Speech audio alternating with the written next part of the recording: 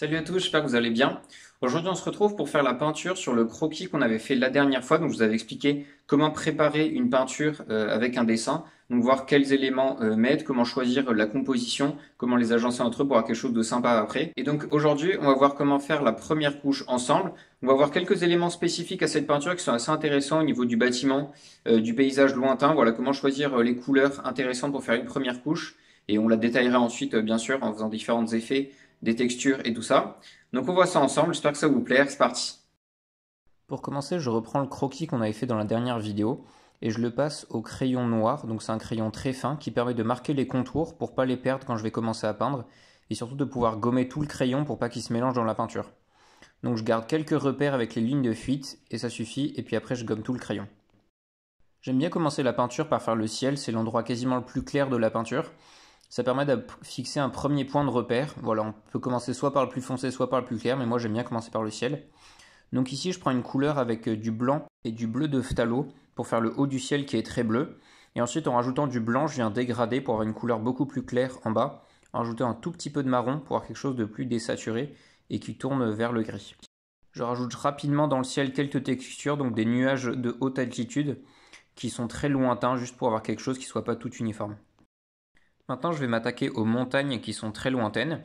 Donc pour ça, je vais faire un gris un petit peu bleuté, parce qu'avec la perspective atmosphérique, toutes les particules dans l'air, en fait, les montagnes au loin, même si elles sont marron, elles vont paraître bleues.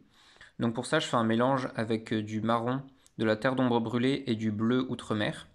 Et j'obtiens un gris assez foncé, et ensuite je le dilue avec du blanc pour obtenir la bonne teinte. Donc je fais les faces qui vont être au soleil. Le soleil vient de très haut dans le ciel à gauche. Je fais les faces un petit peu plus claires au soleil et plus foncées à l'ombre. Il ne faut pas une très grande différence de contraste parce que sinon ça fait bizarre, en fait de loin on ne verra pas beaucoup. Et ensuite, en rajoutant du marron dans le mélange, je viens dégrader au fur et à mesure. Plus on se rapproche, plus il y aura de pigments marron dans le mélange pour avoir quelque chose de plus saturé, avec plus de couleurs, parce qu'il y a moins de ciel en fait entre l'élément et nous. Et donc comme ça, en dégradant, en fait, en rajoutant un petit peu de jaune, un peu de marron, j'obtiens un mélange qui fait vert en fait par rapport au bleu, mais qui n'est pas vraiment vert, qui est un gris un petit peu bizarre, et qui permet de faire la grande plaine avec les différentes collines entre le plan lointain et le premier plan. Donc je viens dégrader en faisant certaines faces à l'ombre, certaines faces au soleil, histoire d'avoir quelque chose avec de la texture qui fasse pas plat et qui donne un petit peu de vie en voyant bien les zones au soleil et les zones à l'ombre. Pour finir l'arrière-plan, je m'attaque à la forêt. Donc je fais un vert très foncé, désaturé, donc en mettant très peu de vert, en fait beaucoup de marron, pour avoir quelque chose de foncé et qui soit pas très pigmenté, parce qu'en fait comme c'est loin, c'est le même principe que pour le reste, ce sera un petit peu bleuté. Je fais d'ailleurs un dégradé pour que ce soit un petit peu plus bleu vers le fond plutôt que devant. Au premier plan, je vais m'attaquer à la terre. Donc je vais faire une couleur très foncée cette fois qui est marron, un gris marron très foncé pour faire l'ombre de l'arbre. C'est la partie qui sera la plus foncée. Et ensuite avec la même couleur mais avec plus de marron et un petit peu plus clair, je fais le tronc de l'arbre qui sera à l'ombre. Donc ça va être quelque chose de très foncé. Et ensuite avec la même couleur mais en rajoutant du jaune et du blanc, je fais la partie qui est au soleil. Donc comme le soleil vient de en haut à gauche, en fait la partie du tronc, le tronc qui est rond, la partie de gauche sera un petit peu au soleil, et pareil pour le haut des branches. Et en fait, l'arbre est un cylindre, si on le simplifie. Donc ça va être la même chose sur les colonnes. Il y aura une partie, il y aura environ un tiers de gauche qui sera au soleil et les deux tiers à droite qui seront à l'ombre. Ensuite, avec un mélange bien désaturé, je viens faire une couleur terreuse qui fait un petit peu du sable ou de la terre avec un peu de vert, un peu de jaune. Quelque chose de très léger pour faire le reste de la terre qui viendra autour des pavés. Bon, dans l'arrière-plan, j'avais oublié de faire l'eau. Du coup, je fais le même mélange que pour le ciel en un peu plus foncé en rajoutant du bleu outre-mer pour faire quelque chose qui fasse plus d'eau. Et voilà, je mets une couleur assez lisse. En fait, on verra peu de variations. Je pourrais peut-être retravailler dans la suite en faisant des petites variations blanches pour faire un reflet de soleil, mais c'est tout. Je m'attaque maintenant à la structure du bâtiment. Donc j'ai envie que la pierre soit assez grise sur le bâtiment. Donc je fais un mélange gris clair en le délayant avec du blanc. Pour faire la partie à l'ombre, donc les deux tiers à droite, je fais un mélange plutôt foncé. Ensuite, je vais faire la partie au soleil en rajoutant du blanc et un petit peu de jaune dans le mélange pour faire comme si le soleil venait taper dessus. C'est une lumière qui va être assez jaune.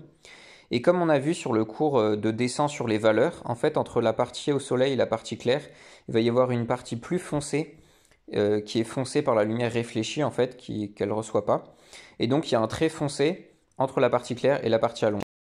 Là, la première couche, ce trait-là est très marqué, en fait, beaucoup trop par rapport au reste.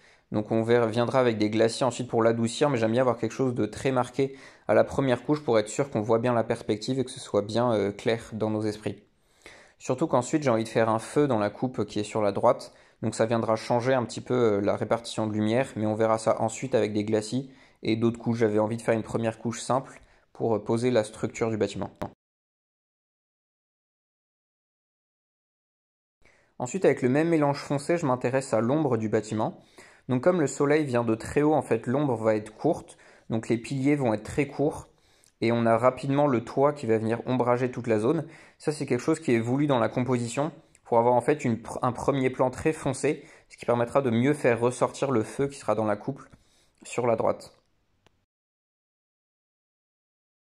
Je procède de la même façon sur toute la structure en appliquant un mélange foncé sur les parties à l'ombre, et je mets un mélange encore plus foncé lorsque la partie n'est pas au soleil et qu'en plus elle est dans l'ombre de quelque chose d'autre du bâtiment, comme le cube qui est en dessous de la coupe. Donc je fais la même chose sur la balustrade, et ensuite en éclaircissant mon mélange et en mettant un petit peu de jaune, donc comme sur les piliers, je viens faire la partie de la roche qui va être au soleil. Donc là je fais quelque chose de très lisse, mais on viendra détailler, rajouter de la texture, rajouter les différentes pierres qui composent le sol à une couche suivante. Là on ne va pas se compliquer avec ça. L'escalier est une partie assez compliquée de la peinture à réaliser parce que c'est une structure 3D complexe. Donc en fait, il faut bien voir que les marches s'enroulent autour de la forme arrondie. Donc en fait, le bord des marches qui va être la partie à l'ombre s'enroule autour. Donc en fait, on va le voir que sur la partie en bas de la peinture. Ensuite, on ne le voit plus, on voit que le dessus des marches, donc qui est au soleil. Donc il faut bien le prendre en compte en fait pour qu'on ressente bien la 3D. Là, c'est pas beaucoup détaillé, c'est pareil, on détaillera dans les couches suivantes avec un petit pinceau pour faire tous les détails. Il faut bien voir que comme les ombres sont très courtes, l'ombre de la balustrade va être quasiment inexistante. En comparant la longueur du poteau par rapport à la longueur de la balustrade, en fait, on la verra quasiment pas. Ensuite, je m'attraque aux grandes draperies. Donc, je vais mettre une couleur assez uniforme dessus pour l'instant. On détaillera par la suite. Je voulais quelque chose qui soit assez foncé, un pourpre foncé pour pas que ça fasse un rouge trop éclatant qui va trancher avec tout le reste de la peinture. Donc, je viens mettre une couleur uniforme partout en laissant des petites variations. Voilà, les coups de pinceau font l'affaire. Pour finir cette première couche, je vais faire la coupe. Donc pour celle-là, je veux quelque chose qui fasse de l'or très foncé ou bien du cuivre. Donc je fais un mélange entre une peinture dorée et beaucoup de marron pour pas non plus que ce soit trop brillant parce qu'elle est à l'ombre. Je fais quelques variations pour essayer de mettre de l'ombre et de la 3D déjà. Et je fais l'intérieur de la coupe en très foncé. Voilà, j'espère que la vidéo vous a plu. Si c'est le cas, n'hésitez pas à vous abonner, à liker la vidéo. Ça me soutient. Et on se retrouve demain pour faire la deuxième couche sur cette peinture. On verra plein de détails. Les textures sur les arbres au loin, détailler un petit peu tout le bâtiment, mettre les pierres et tout ça, pour qu'on ait un bon ressenti de la perspective comme on a là, mais en forçant un petit peu les contrastes pour pas qu'on ait quelque chose de pastel qui fasse tout plat. Donc voilà, on verra ça, portez-vous bien et puis à la prochaine.